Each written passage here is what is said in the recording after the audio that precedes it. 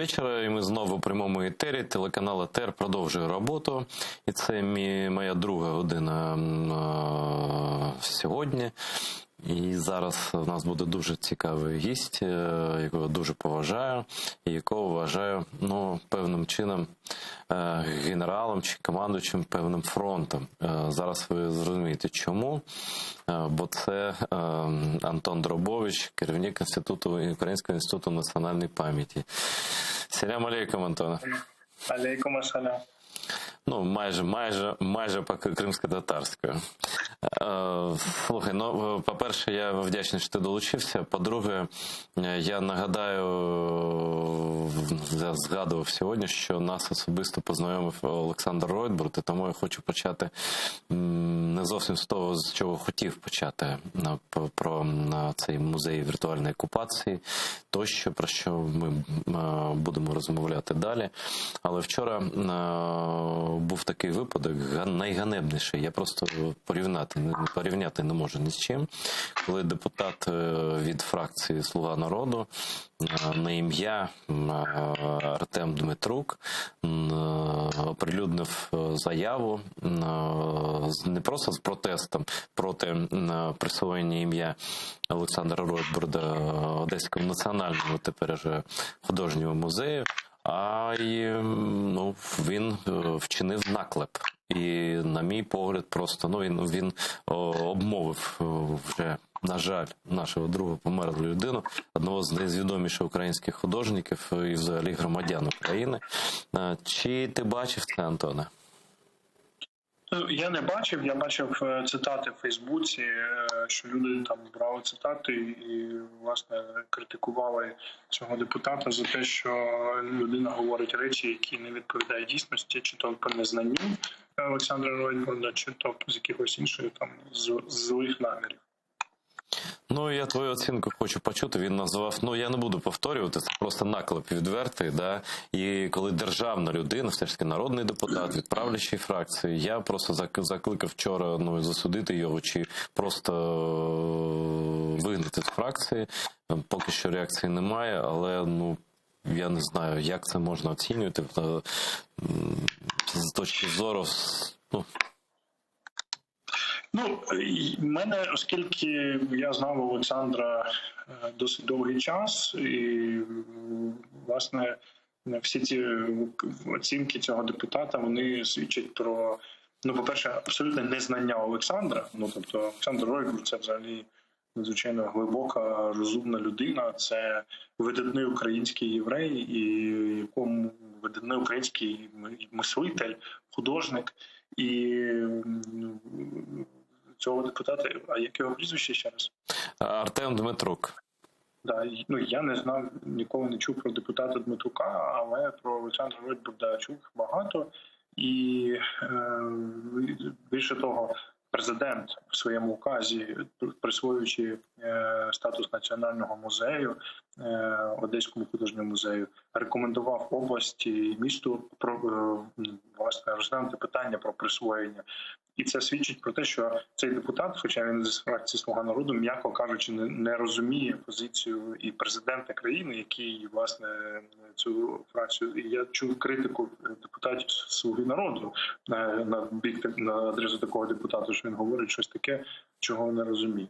Тому, можливо, людина схаменеться і вибачиться, а якщо ні, насправді, тільки сам себе ганьбою вкриє, насправді, бо, вибачте мене, порівняти. Це неможливо їх порівнювати. Просто, Антоне, знаєш, я думаю, що це може бути початком нової вже посмертної хвилі переслідування Олександра, наклепів на нього і просто такої ганьби. Вони ж затихли, нібито зараз, да, його вороги, які обмовляли його постійно просто, і вони скоротили його життя. Я в цьому просто впевнений, да? І зараз вони мовчать, так, знаєш, як після Майдану ОПЗЖшники мовчали, да, а потім потрохи підняли голови. Я просто боюся, що якщо це віддано на розгляд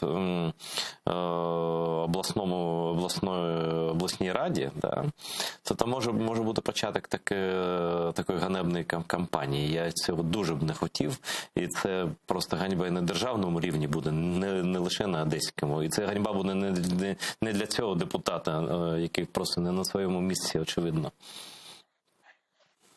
Ну, я не думаю, що прям буде велика кампанія. Якісь маргінальні, якісь, хіба що можуть виступати люди на цю тему і критикувати Олександра стільки, скільки він зробив і для музею, це і для української культури, ну це всім очевидно. Але якщо почнеться така хвиля, то я впевнений, що адекватних людей, які стануть на захист, таких як ти, які знають Олександра і можуть оцінити його роботу, їх все одно буде більше, і порівняно з ними всі ці хвилі ОПЗЗ, ЖЕШні і так далі, які там не просто виглядатимуть ганебно для них.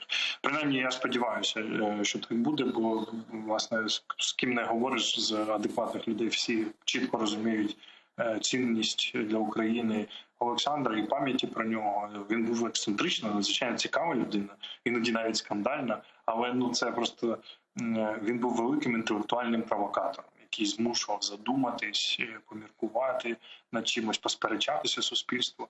Але ну вся ця критика, яку так звана, то це навіть не критика, всі ці наклепи, які такі люди, вона навіть і не досягає якихось, я не знаю, краю, тоги Олександра. Класно ти сказав, йому б дуже сподобалося, дуже. Тобто ти не думаєш, що це не заважатиме присвоєнню ім'я Ройтбурду музею і статусу національного, тобто справа, зроблено вже фактично. Ну, статус національного так, уже це вирішене питання. А щодо Ройтбурда, ну ти знаєш, насправді, давай будемо відверті. Олександр би сам, чесно кажучи, пручався на такого. Він з такого типу людей, він би там за морозлі топив би, наприклад, але точно не за своє ім'я. Тому я не знаю, це хай вирішить місто Одеса. Власне, чому мені подобається це рішення в указі президента, бо це, знаєш, таке дуже хороший хід, коли не з центру, з Києва, перевищуючи якісь повноваження і так далі, кажуть, на честь кого називати музей. А в принципі президент посилає сигнал, що це було б для загальнонаціонального фігура Олександра, загальнонаціональна, може навіть понад національна. І відповідно це сигнал, що, але знову ж таки остаточне рішення залишає за громадою. Це дуже хороший хід, тому як там уже громада вирішить, це вже друге питання, але для всіх, для цілих поколінь людей Одеський художній музей буде асоціюватися з Олександром Ройтбурдом. Незалежно від формального рішення. Це абсолютно точно. Раніше чи пізніше це станеться, бо він, правда, цей музей, це його музей. Ми ж були там до того і були після того, як він створив справжню культурну революцію в самому найкращому сенсі цього слова. І вічна пам'ять нашому другові. Він був другом усіх людей, притомних в Україні. Був справжнім другом і таким філософом. Там немає що додати. Я думаю, що все ж таки питання дійсно вирішиться і в правильний бік. Але перейдемо до іншого музею, який, я думаю, теж дуже сподобався б нашому Олександру. Це музей віртуальний, поки що музей російської окупації. Я був особисто в двох музеях. Це музей війни з Росією у Дніпрі. Ну і у нас тут в Києві є музей, є окремі експозиції в історичному музеї. Ти, напевно, бачив більше. Але чим відрізняється саме віртуальний музей російської окупації? Причому я зазначив, що дуже крута назва навіть адреса віртуальна, дуже крута. Russian Occupation, як там government... Rus Aggression Gov.ua. Да, то просто прямо в лоб. rusaggression.gov.ua. То есть это правительственный сайт Украины, который рассказывает о российской агрессии без всяких лишних якихось там кривих слів. Да? Розповідай, будь ласка, дуже цікаво. Тим більше ти вчора написав, що завтра всіх там поплавить в Росіюшки. Думаю, що поплавило, просто не стежив, не слідкував за їхніми... Я теж. Хай собі там розважаються своїми. Я розкажу, насправді я впевнений, що там поплавиться, але нам треба, насправді, це ми живемо своїм життям. Це для нас, це нам потрібно в першу чергу. Так. І я тобі хочу сказати, знаєш, таку річ, трішки такий відступ.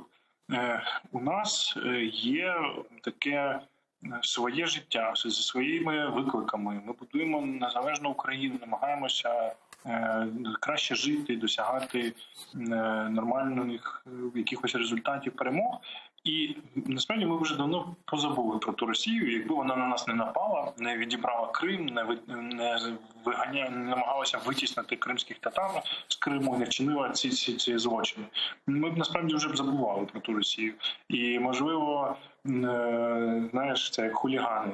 Вони недолюблені і привертають до себе увагу якимись такими дикунськими кроками. Тому в цьому питанні мені, знаєш, навіть трошки дивлюся на це, звісно, викликає якесь, не те, щоб співчуття, бо ворог вбиває наших людей, але, м'яко кажучи, це дуже несерйозна поведінка в 21 столітті займатися такою ерундою. Але менше з тим, переможемо, деокупуємо, і все буде добре. І будемо з тобою водити дітей в Сімферополі в музей, справжній музей, який не буде віртуальним, а реальним, і всі будуть там і туристи, і з Росії будуть приїжджати, читати, як вони окупували, якщо Росія, звісно, буде існувати на той момент. Значить, що про музей розкажу? Це віртуальний музей, він побудований на історіях, це такий сторітелінг. На даний момент він двома мовами, українською і англійською. Можливо, трішки пізніше, як буде час і настрій, перекладемо російською, щоб там в Росії... Або, будь ласка, кримською мовою. До речі, дуже цікава пропозиція. Дякую тобі, Айдер, за цю думку.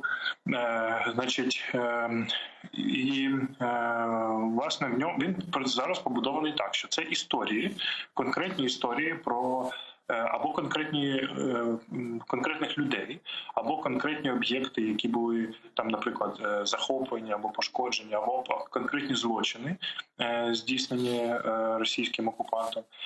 Вони охоплюють події з 2014 по 2021 рік. Через конкретні події, наприклад, ми беремо кейс про захоплення військових об'єктів або захоплення органів влади в Криму. Конкретно, там, наприклад, Раду міністрів Криму, наприклад, захоплення будівлі. Через оцей кейс ми розказуємо про цілий блок явищ, як російські військові блокували, захоплювали об'єкти. І це історія, яка містить текстову частину, відео, наприклад, відео з камер спостереження, які показують, як вторгалися ці зелені чоловічки. Потім історія, яка може містити цитати людей, які учасники цих подій, може містити фотографії русських окупантів, які постили в соціальних мережах, і потім ми робили там принтскріни і так далі. Далі посилання на міжнародні документи ООН, або моніторингові місії, або громадські організації, або органи прокуратури українські, які розказують про перебіг справ. Тобто це історії конкретні, через які ми виходимо на великі проблеми, які пов'язані з окупацією. Наприклад, історія Рішата Аметова. Через історію Рішата Аметова, батько 3 дітей, який ненасильницьким способом протестував проти окупації, був викрадений і вбитий невідомими людьми. Скоріш за все, це, знову ж таки, слідство триває, але всім зрозуміло, якщо зайти на наш сайт і почитати історію Рішата Аметова, всім зрозуміло, хто чиї вуха торчать за цією всією історією.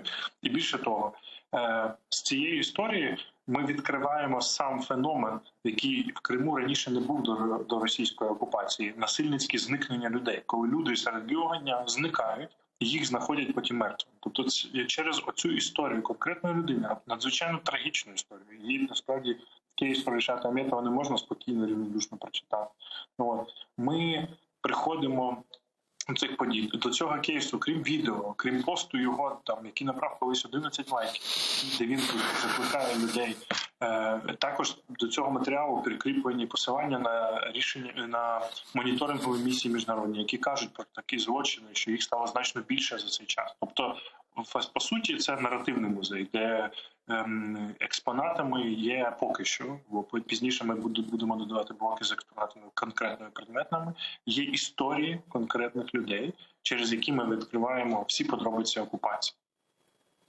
Я нагадаю наші глядачі, напевно, всі знають, що Ришат Аметов – це герой України посмертно нагороджений званням героя, який став першою жертвою, першим українським громадянином, який загинув під час російської окупації. І це, до речі, була така, як би сказати, гібридне вбивство. Да? Вони ж не визнають досі, що це вони зробили. Хоча ми всі знаємо, що без наказу ФСБ з-під носу їхнього людину там в бусик запхати там, і відвести, катувати, там, бити звіряче, це просто неможливо. І звісно, я так думаю, що просто ваш музей має починатися з Криму. Це так. Ми показуємо зараз сайт, куди кожен може зайти, почитати. І багато уваги саме Криму приділено. Що там приділяється? Що там є ще цікаво, на що б ти особисто звернув увагу? Значить, абсолютно слушно ти зазначив, і от зараз, до речі, глядачі бачать інтерактивну карту, тобто можна дивитися таймлайн по подіям, а можна дивитися через карту, на якій позначені важливі точки і позначені конкретні події. Бачите, ці галочки з номерами – це номери кейсів. Власне, віртуальний музей російської агресії, він відкривається оцією колекцією, збіркою історій про Крим. Перші 20 історій вони про Крим, і їх буде ще більше, на жаль. Чому на жаль? Тому що за кожною цією історією, як правило, стоять злочини російських окупантів тимчасово. Тому, на жаль, ми сподіваємося, що якнайшвидше будуть вигнані окупанти і поповнення цих історій злочинних зупиниться. Але, відповідно, перший блок буде присвячений Криму. В найближчому півроку-рік ми відкриємо другий блок, який буде присвячений Донбасу. І там буде, власне, агресія, описані акти агресії, конкретні випадки, там захист Донецького аеропорту, MH17 історія з збитим Боїнгом росіянами і так далі. Тобто через ці кейси ми також будемо розповідати історію окупації тимчасової. Для нас, розумієш, Ігор, тут важливо для нас, як Інститут нацпам'яті, важливо зараз зафіксувати свідчення людей, очевидців, матеріальні якісь факти зібрати, документи для того, щоб через 50-100 років люди, коли будуть вивчати історію України кінця 20-го, початку 21-го століття, вони розуміли, що там відбувалося. І коли вони будуть вивчати з 2014-го і історію російської агресії, у всіх цих людей буде повна інформація, щоб зрозуміти правду. Бо зараз, наприклад, про Другу світову війну ми бачимо дуже багато маніпуляцій і дуже мало достовірних фактів, свідчень людей, очевидців. От, наприклад, якби ми мали свідчення кримських татар, якби хтось зібрав, наприклад, багато усних історій кримських татар під час цієї насильницької депортації, яка насправді є геноцидною дією, так, ми б мали значно краще уявлення про події Другої світової війни і злочини комуністичного тоталітарного режиму. Але це тоді просто не було можливо. Зараз у нас є можливість зібрати ці свідчення про злочинні дії окупанта. І таким чином ми полегшуємо роботу істориків і так далі. Звісно, з іншого боку, це великий правозахисний і адвокаційний проєкт, бо він перекладений поки що 2 мовами. Будь-хто в світі, чи вчитель історії з штату Техас, чи журналіст з Японії, чи, можливо, якийсь політичний аналітик з Африки, який живе в якійсь американській країні і щось пише, або студент, чи у Франції, всі вони можуть дізнатися правду про окупацію Криму тимчасово і подивитися ці матеріали, які базовані на документах і свідченнях реальних людей. Тому це теж правозахисний такий популяризаційний. Не тільки, це і політичний важель теж, бо він спростовує міфи російські про всю цю окупацію, якими вони просто наповнили простір інформаційний завдяки своїм силам, медійним військам, якими, на жаль, ми не можемо в матеріальному сенсі протидіяти, а це таке точечна зброя така, що ви зробили. А, до речі, чи є у вас відеоматеріали щодо окупації Криму, чи ще немає? Так, звісно. В кожному кейсі цьому, як правило, є одне, а то й декілька відео. Більше того, я тобі хочу розказати, що готуючи проект, ми почали спілкуватися з людьми, які були свідками окупації.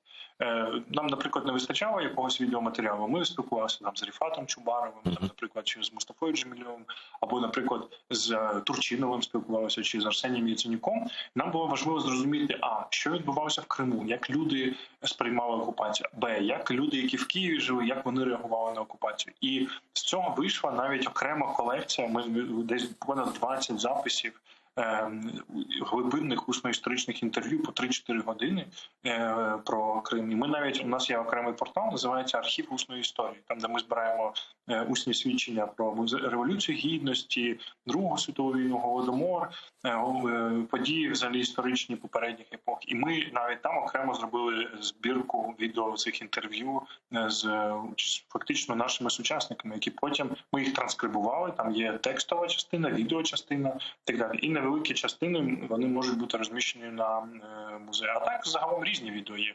Наприклад, є відео з камер безпеки якраз от Ради міністрів Криму, де видно, як оці зелені чоловічки вторгаються. Є відео новин, там всякі Скабєєв і всякі прочі оці нечисть. Є відео, наприклад, де Путін розказує про зелених чоловічків, тобто різні нарізки матеріалів. Тобто абсолютно різного характеру відеоматеріал є, але саме що його об'єднує, що він дозволяє зрозуміти, що власне відбувалося в Криму в різні роки окупації Росіян. Дуже цікаво. Конкретно одне запитання. Там просто в нас великий архів, як ти здогадуєшся, напевно, бо ми знімали все це онлайн, і просто це йшло в прямий етер, тоді, коли ЕТР ще могла там працювати. І в нас є кадри, наприклад, ось ведучі новин, які будуть після нашого етеру, Шевкет Наматулаєв, він знімав процес так званого референдуму. І він там таку ідею репортери АТР реалізували. Вони за декілька хвилин до закриття дільниць виборчих, а тоді ще прозорі були урни, так, українського зразку. І там вони запитують, скільки людей проголосувало у вас там, здається, в трьох чи в чотирьох там комісіях виборчих, цих дільничих.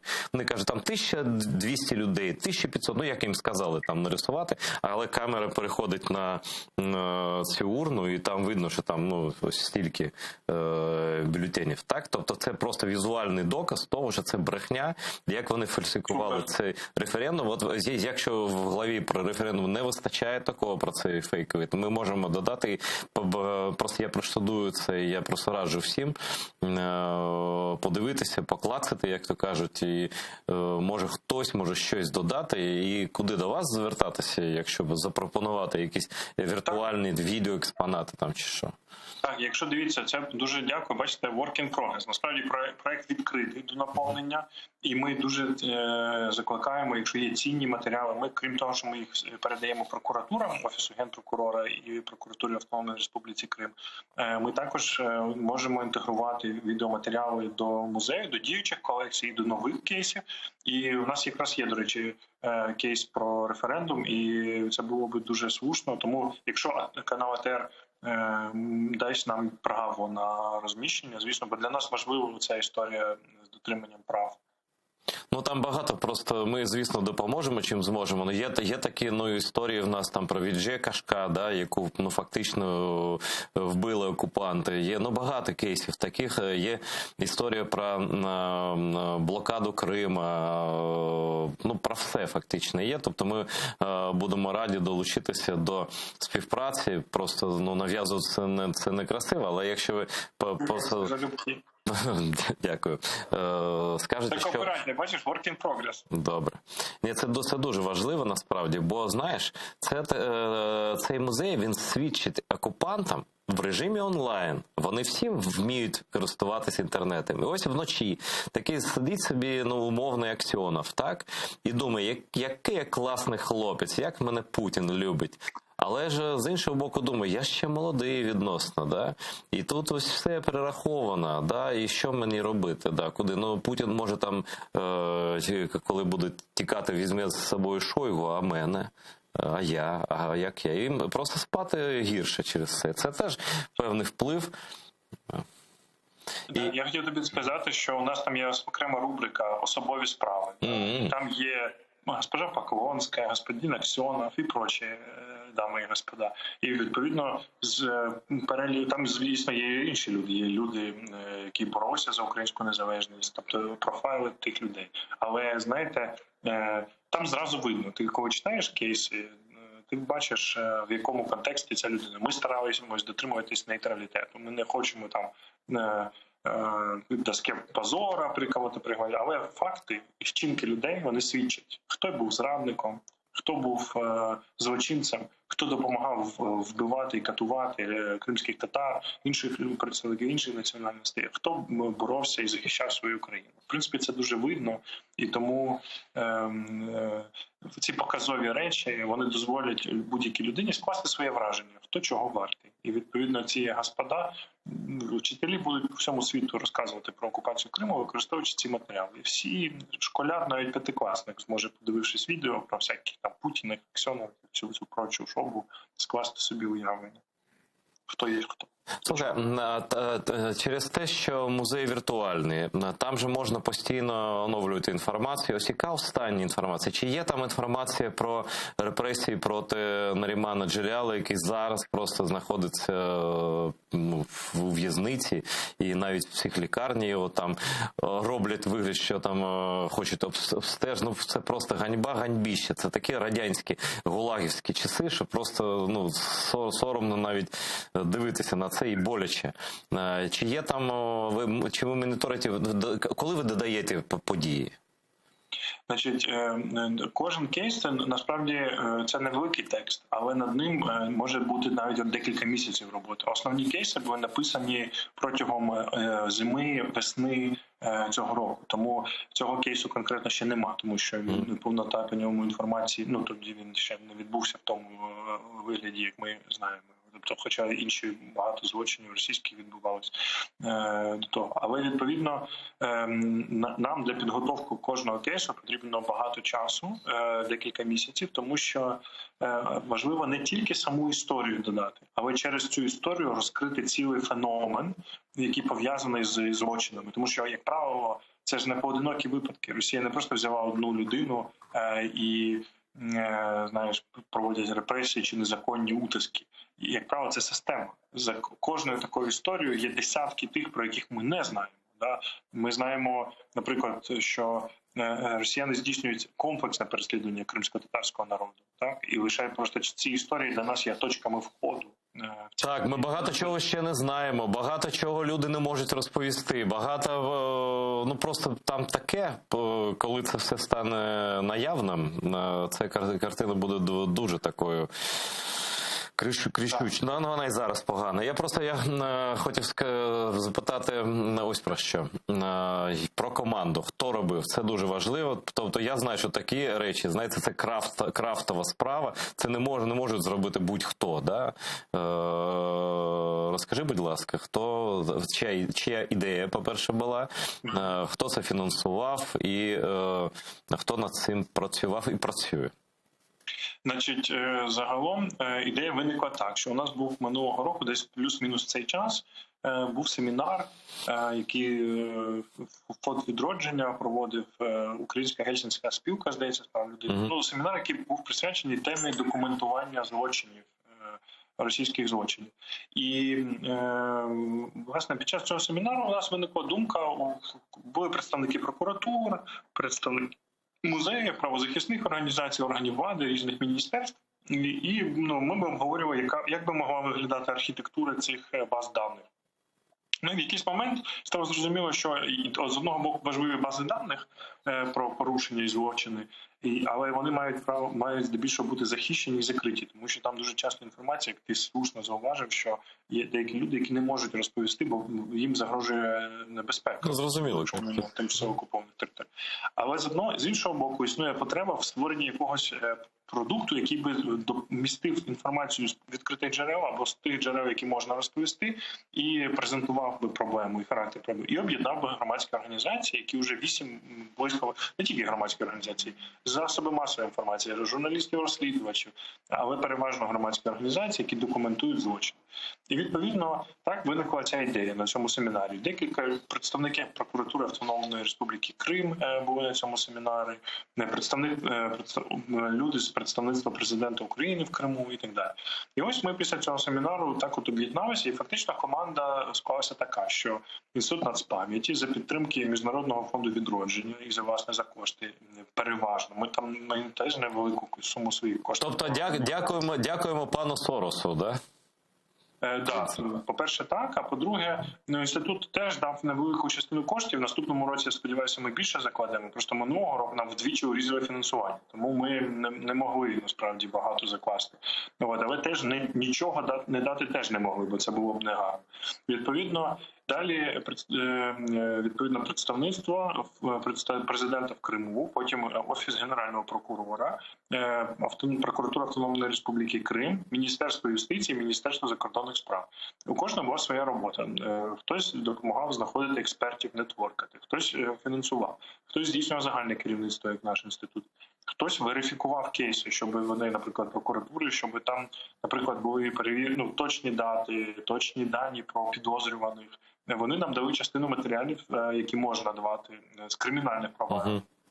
Далі, наприклад, Міністерство юстиції, МЗС, вони перевіряли на предмет того, щоб ми правильні терміни використовували, які відповідають міжнародній практиці, правильні джерела. І тобто от така історія. І 20 громадських організацій. Абсолютно, там є їх лише перелік. Якщо зайти на сайт, там є поскролити наші, тобто ми брали джерела там з ООН, з Європейського суду з прав людини, це джерела, але також там, де джерела, у нас сказані громадські організації-партнери.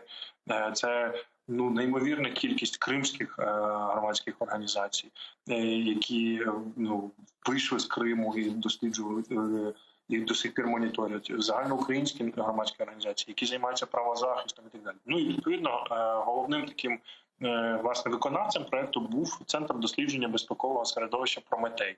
Вони навіть декілька публікацій мали.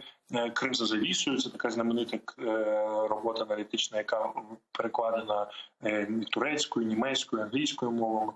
Я, до речі, спитаю, чи перекладено кримсько-татарською мовою. Це така цікава історія. Теж ти мені поставив питання, я тепер про це постійно думаю. Це логічно, це просто логічно. Якщо йдеться про Крим і про корінний народ України, чому ні? Тим більше, що ми маємо ресурси, перекласти ми можемо дуже якісно. У нас є фахівці з мовою кримською. Тобто це от бачиш хороша задача на другий етап проєкту це зробити. Відповідно, ось ці люди і працювали. І ці 20 громадських організацій, і взагалі команда, і плюс декілька програмістів, які дуже фахові виявилися, дизайнери, компанія Гремсі дизайном займалася. Також нас консультували ряд піар-компанії, але вони не робили піар-компанії, бо це дуже дорого, але такі по-дружньому там дали нам рекомендації. Тому десь декілька десятків людей активно працювали і працюють над цим порталом. З Інституту нацпам'яті десь 5 моїх співробітників загалом були долучені до цього проєкту. Тут зайве питання вже конкретно когось назвати просто ти не можеш фізично, бо перераховувати 100-200 людей ти не зможеш просто. Щоб нікого не образити, забув про когось. Я хочу щось я не запитав відразу. А про АТР там є? Про АТР? Так. Там є кейс захоплення мовника, але АТР є сюжети про АТР. І мені здається, матеріали згадки є, але окремого блоку, мені здається, окремого кейсу немає поки що. Знаєш, до речі, це достатньо цільний такий закінчений кейс. Тобто це показове знищення незалежного кримського ЗМІ просто від початку окупації і до логічного фіналу, коли вони поставили крапку, просто тупо заборонив мовлення АТР у Криму. Я не знаю, чи чує мене зараз Антон Дробович. Значить, да. От просто якась там якийсь щур російський перегриз дрот чи що, я не знаю. А ти знаєш, що ні, до речі, Антоне, ти знаєш, що напередодні Революції Гідності ось ця людина, наприклад, Могильов, який тоді був головою уряду Криму, він просто погрожував, ще не було окупації, але це вже вони щось відчували. Вони погрожували телеканалу АТР особисто Ленуру Ислямову, що якщо ми будемо показувати Майдан, я тоді не представив, якщо АТР буде показувати Майдан, то він казав, я вам там переріжу кабель. Ну, наприклад, да, це був початок, так? І такі факти, ну, далі окупація, вже далі репресії, далі ось кримінальні справи проти Гульсум Халілової, проти Ленури Ислямова, проти Шевкета Наматулаєва і інших тут багато хто, наші журналісти, які там зараз, які знімали для нас, зараз вони у в'язницях російських на великі терміни затримані і обвинувачені там за брехливими, ну, звісно, це все зрозуміло. Тобто історія АТР це такий закінчений собі кейс вигнання, кейс тиску на, ну не тиску на знищення свободи слова в Криму і переслідування за національною ознакою. Тобто може бути, я там бачив кадри, показували на екрані, там кадри АТР, звісно, зйомок багато, да, і це цілком зрозуміло. Великі журналістам, сміливим журналістам АТР, до речі, за те, що ці картинки, вони насправді дуже важливі. Це очі правди. Ми, якби їх не було, ми б мали доволі дивне уявлення про події, тому і неповне. Тому велике спасибі тим сміливим людям, які працювали і продовжують працювати. От ось цим я хочу на цьому завершити, напевно. Ось цим відрізняються епохи. Бо коли ти згадав про депортацію, яка насправді дійсно була геноцидом, просто за результатами і за способом, і за метою, просто зачистки території, тоді не існує жодної фотографії депортації. Жодної. Просто жодної. Тобто, на відміну від там нацистів, які, ну, може, техніки в них багато було, і просто там дозволяли фіксувати навіть страшні злочини їхні, да, навіть Бабін Яр, є фото з Бабіного Яру, наприклад, да, фото з депортації немає, жодного. Але зараз зовсім інша ситуація. Я вдячний вам за те, що ви систематизували це все. І це фактично в майбутнє, це вирок окупантам онлайн просто. Бо це злочин. Дай Бог, це не що так і буде. Я вдячний дуже за те, що такі люди в нас керують історичним фронтом. З нами був Антон Драбович, директор Українського інституту національної пам'яті, якого ми особисто ще запросимо в студію. Зараз тільки б не було червоної зони, як фон, на якому я сиджу. І я у кінці цієї години хочу нагадати вам про необхідність щеплення від коронавірусу, бо це рятує життя, здоров'я і можливість така для мешканців окупованих територій, конкретно для мешканців Криму. І ми цього прагнули, і ми над цим теж працювали. Є можливість щеплення якісної вакцини, користуйтеся нею, бережіть себе, бережіть рідних і близьких. Я закликаю до цього всіх Кремли і всіх інших громадян України в окупованому Криму. Не перемикайтеся. Буквально за 15, може трохи більше хвилин. Тут буде не тут, а віртуально з Ізраїлю буде доктор Борис Бриль, людина, якої ви можете і маєте ставити запитання конкретно щодо вакцинації. Всі сумніви свої можете йому висловити, запитати якісь деталі, які вас цікавлять. Не перемикайтеся, готуйтеся телефонувати, така можливість є, і Борис з задоволенням відповість на те, що на ті запитання, які ви йому поставите.